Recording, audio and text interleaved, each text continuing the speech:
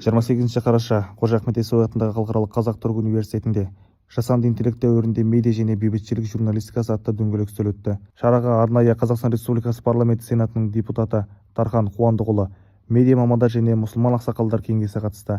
Шарадағы басты мақсат медианың, этиканың және жасанды интеллекттің өзара байланысын бейбітшілік журналистикасы тұрғысынан талқылау болды.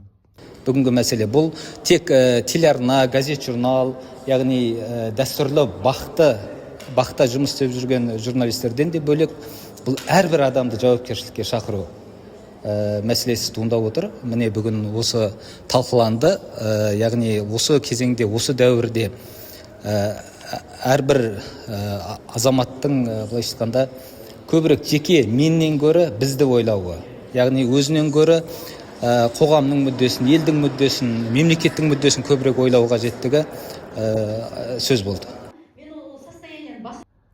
Іс-шара екі кезеңде ұйымдастырылды. Бірінші бөлігі ғылыми сенат залының дөңгелек үстелінде болса, екінші бөлігі еркін бағытта өтті.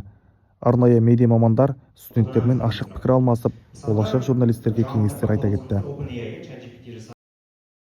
Бүгінгі медиа форум арнайы медиа мамандары, журналистер өздерінің тәжірибелерімен бөлісті, студенттер өздеріне керекті сауалдарына, сұрақтарына жауап алды деген ойдамыз. Бұл форум алдағы уақытта жалғасын табады деген үміттеміз. Сізді мен Сүндет Басқара арнайы Яссауи жаңалықтар үшін.